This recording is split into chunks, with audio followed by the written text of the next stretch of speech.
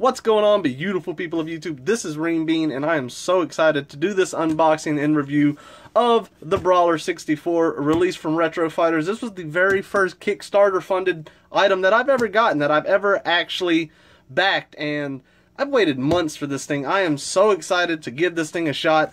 Let's open this thing up and see what we got.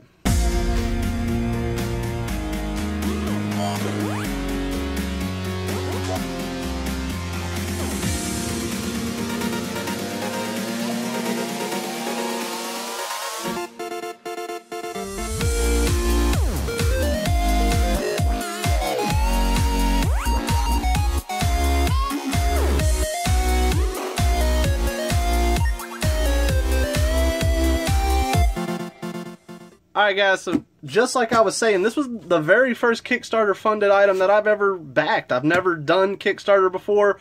I've always heard horror stories, much like people hear horror stories with eBay saying it's filled with nothing but scams.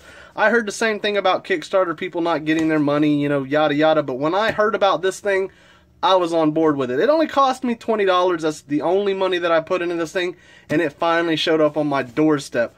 We're going to open this thing up and see what it's all about. I'm so excited. Now, if you're unfamiliar, the N64 controller, a lot of people hate it. I am very big into the N64. It does not affect me at all the way the controller is. Yes, it is very dated now, but I still love playing with it. But with this thing basically makes a modernized controller out of the N64 controller. So this is very awesome. So anyways, whenever you get this thing, if you were a Kickstarter backer, this is what it would come in. Hell, it might come in it now if you order it new. Oh my goodness, oh look at that, oh my god, I'm excited. I don't know if you can hear it in my voice. Oh, come on out of there. Oh, you look good. Alright, let's see what we got here. Good looking box, definitely going to look great. Displayed, you can see the controller. It kind of looks like the Wii U Pro controller, maybe like the Nintendo Switch Pro controller. From what I understand, it's about the same size too. This thing just looks awesome. Very, very well done box too for what it is. Let's see what we got inside here. Now it's kind of weird to have it, you know, called the Brawler 64 controller. There's not too many brawlers that I can really think of other than like Mortal Kombat and Super Smash Brothers. Now this is going to be more like a two-part in this actual video, to where you're going to see me unbox this thing. We're going to look at it, but then I'm going to test this thing for a good few days and actually, you know, go through the games that I want to try on it. And then we'll cut back. I mean, obviously it ain't going to be like a two-part video, but you'll see two different sections of it. So let's see what we got inside.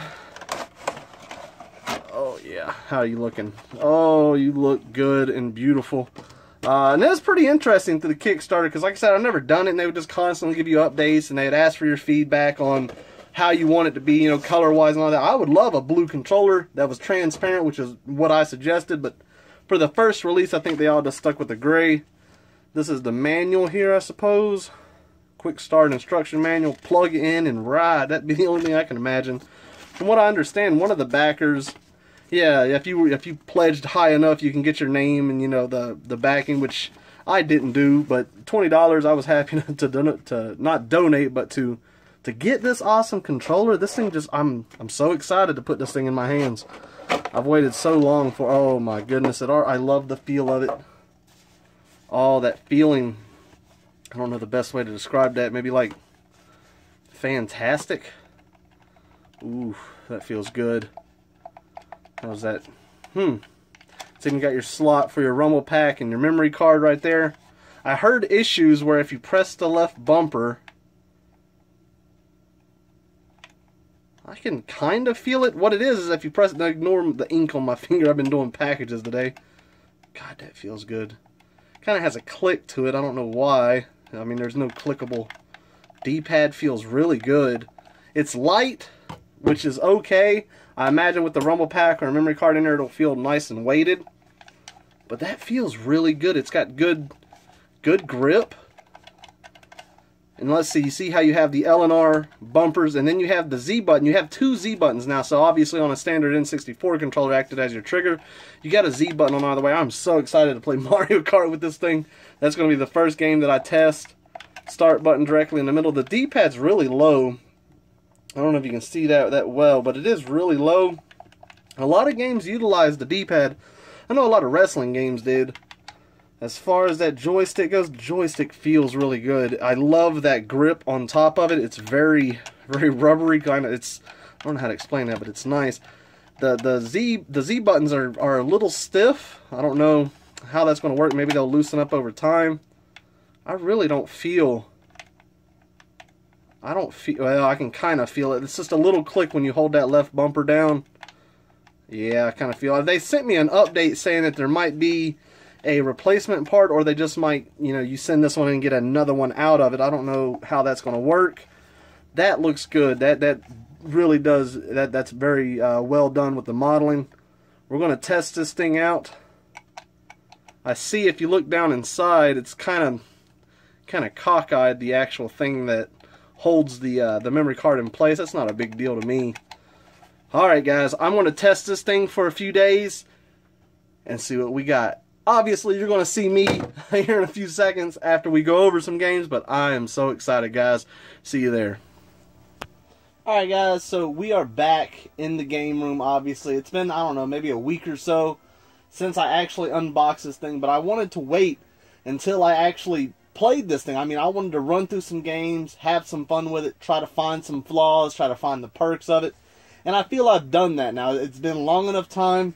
I've played a lot of N64 games here lately, and I feel that I can give a good, solid review on the Retro Fighters Brawler 64 controller. So anyways, we're going to start out with Mario Kart here. Two reasons. Number one, it's one of my favorite N64 games of all time, and it's a highlight game I think that this controller definitely shines on. So we're going to start it up. Now, the one problem that I have noticed with this controller that does kind of irk me is with these buttons being so low to the actual pad itself, I've had on occasion the A button, which is your gas button in Mario Kart obviously, does tend to want to get stuck sometimes. It's rare that it happens, but it has happened to me. See, there it goes. You can hear it click. That sucks. I hate that feeling with any controller. I'm sure a lot of you out there can relate. But as far as like actual physical problems, that and then the L button with the joystick problem, that's really about it.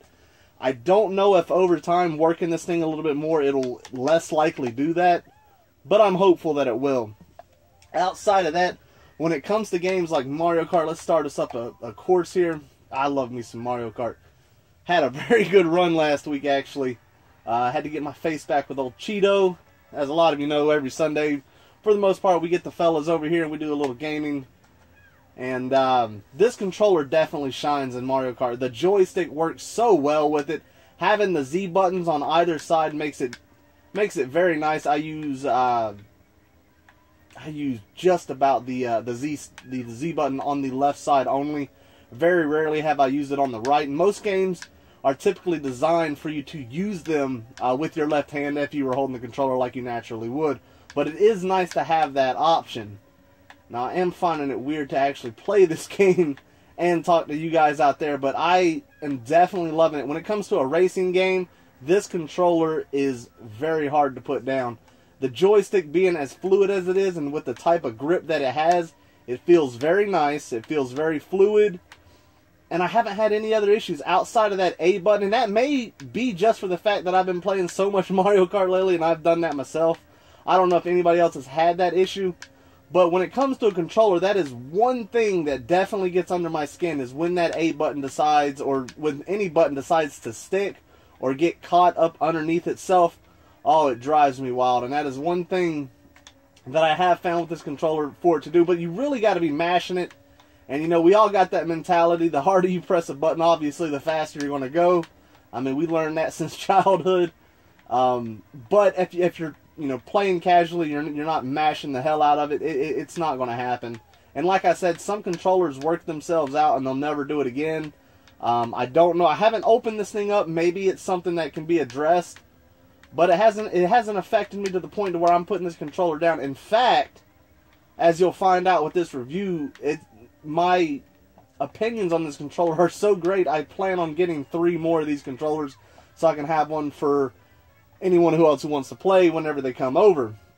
So anyways, with a racing game, this is a phenomenal controller. Like I said, with Mario Kart, having the actual Z buttons on either side makes it awesome. You could actually use, you know, your R bumper as, you know, your right trigger. I'm thinking of a modern controller as your jump, and then you can use your secondary, your second finger as your item button, which is awesome.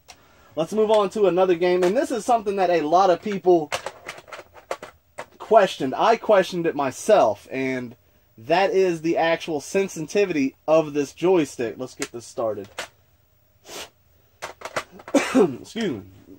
My game, I gotta clean them. It happens over time. I don't have dust collectors for the N64 games, so every now and then you got to give them the good old-fashioned blow. All right, let's start this up. I actually restarted the file, so I'm not that deep into this one. So, playing a game such as Mario 64, where movement is key, you don't want to be able to. What's the best way to put it? Whenever you have a aftermarket GameCube-style joystick and you put one into an N64, which a lot of us do, I do it myself, it's very awesome, but it does have its flaws, to where when you lightly press the joystick, there is such a finite place to where it goes from run to walk, or from you know, slowly walking to running. It can jump. But with this controller, I have found that is not an issue. And what I think makes that much better is the fact that this rubber, or this grip that they have on this joystick, is very, very grippy. I don't know what any better way to put it. Like, you have really good control over this joystick. And as you can see, I can control Mario. I can gradually increase his speed, and there's not a big jump in between that. Now he's actually walking, and now we're moving to a run, and now we're full sprint Mario action, which is awesome. When it comes to a game like this, too, it makes it so much more playable. I don't know. I've always enjoyed Mario 64. I've ran through it a handful of times, and I don't know. Something about this controller makes it feel like a new experience. I don't know how to explain that. Possibly for the fact that you haven't really had a opportunity to play Mario 64 with a modernized controller, without, I don't think, you know, playing it like on the Wii U or something. This just feels a lot more natural. It feels a lot more like it should have been. Another benefit to this, having the Z buttons on both sides, is, excuse me, if you know how to make Mario do his long jump, obviously, you got the option to do that with your right hand now, which is very nice. So you can learn a whole new play style, which is very unique. I definitely enjoy that, and the fact that is one of the first things that I have checked whenever I play this controller, is to see just how well the sensitivity is between the joysticks, because I haven't seen a lot of people really go over that. I've heard some people say there's a dead zone. I really don't feel it at all. The biggest key factor to me is how well does it go between the two. So, I mean, am I able to gradually move up to increase, you know, the speed? That's a big key factor right there. So, with that said, games like Mario 64, you will have an absolute blast playing it. It just feels right in your hands. Let's move on to another game here. Save that one for a minute. We'll go to 007, which is a FPS, obviously. Let's see if this one loads. How bad are these games not clean? Alright. So I've yet to actually use the turbo on here. I never really used turbos with any games. I don't know. To me, it's just more or less like cheating. I'm just never been a fan of it. If I'm going to play a game or beat it, I'd like to do it naturally. So I've never used the turbo, but you can if you had a shoot 'em up style game and you got tired of spamming the button. You can actually put a setting on there, hold the turbo down, hit the button, and then you actually have it set on turbo and clear just to clear it out. Never messed with it. It's not, like I said, it's not my cup of tea to use turbos. So anyways, let's start something up quick. You can tell I've been playing a lot of these games here lately. GoldenEye is such a classic, man. But there's one problem with GoldenEye now, and I'm sure a lot of people experience that now playing it, and that is the fact that you can invert the sticks. I don't believe you can. I believe I've checked the settings, and it just makes it a little bit outdated. But the side note to be it, what makes this game awesome with this controller is the fact that you are able to use the Z button on the right side, which is a lot more natural, a lot more modern for you know, a modern shooter. So it brings life into these older games, which is very nice. The joystick, again, it moves very fluid. The movement it feels right in these games.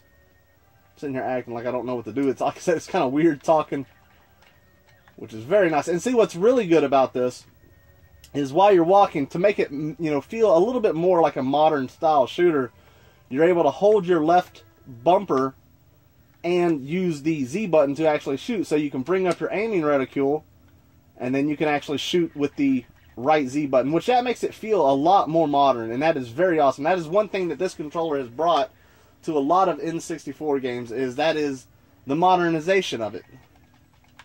Well, I'm doing absolute ass in these games. I always watch people whenever they review something, and I'm like, why are you playing so bad? But it's really just because of the fact that you're trying to talk, think about what you're going to say, and play a game at the same time. So with that said, one thing I would have liked to see, because a lot of games had no option to invert the actual look of it. It's a lot of newer kids now, they don't realize that was the normal when, especially with like flying games, it was natural for it to be inverted. I don't like to fly in a game now unless it is inverted. I like to be able to press up and go down and press down and go up. But growing up and then, evolving with games over time when it comes to looking around, with the right stick or C sticks in this example, I would much rather have it where up is up and down is down. If they could have found a way, maybe flip a switch or something inverted, I have no idea how they would incorporate it. That would have made it just 10 times more awesome. But, again, it makes this a lot more playable. It was playable before on the N64, but, there is a learning curve if you've never played it before. If you pick this controller up, your natural assumption is, well, if I hold something on the left side and then shoot on the right, that's natural. So, again, it gets an upvote for me on that.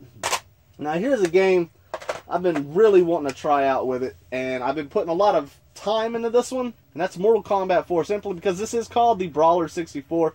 I didn't really see it, to be used with a lot of fighting games, but it actually works surprisingly well. Maybe that was their intent on it. I figured it would just be more for everything. So let's hop in here and I'll tell you what I'm talking about. What's y'all's favorite character on Mortal Kombat? For me, it's going to be one of two people. It's going to be Sub-Zero or it's going to be Reptile. I like them both. Alright. We'll start off novice so we don't look that stupid while we're trying to talk about this thing.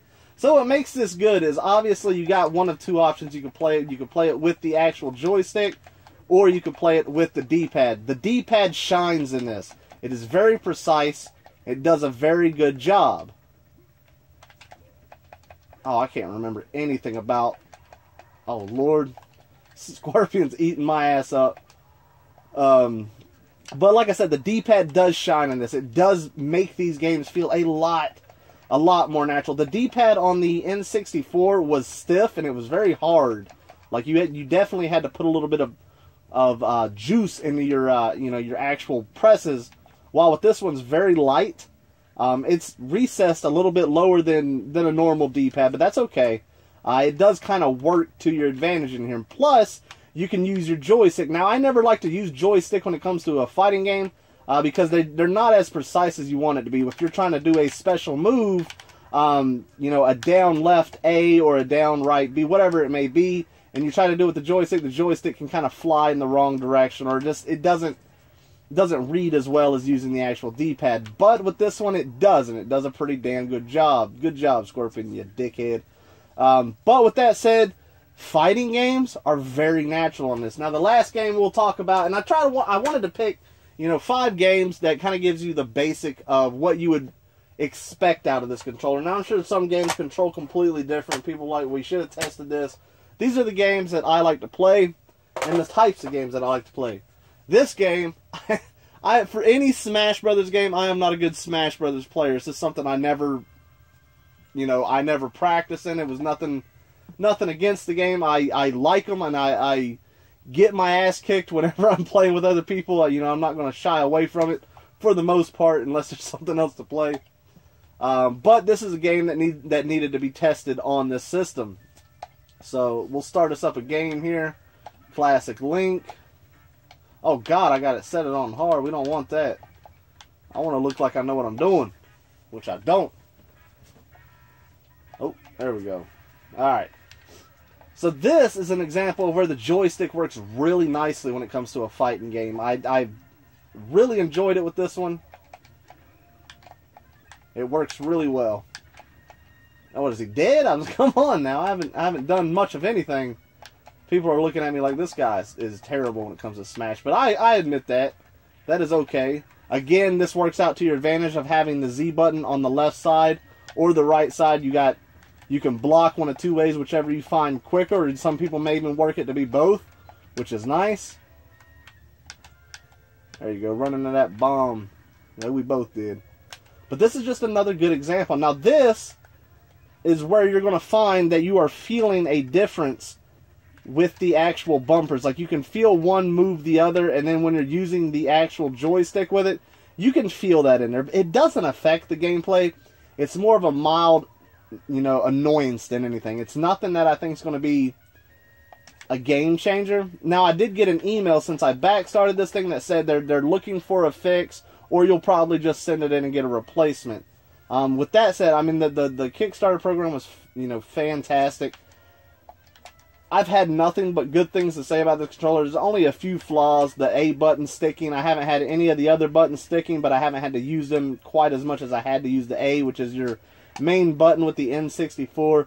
That and the bumper with the actual joystick, that's the only problems that I've had. The cord could be a little bit longer. I don't know how long this is, maybe 5 foot. Nowadays, I think, 7 or 8 foot is plenty. That is exactly what you need. But that's it, guys. That's all I got to say about this thing.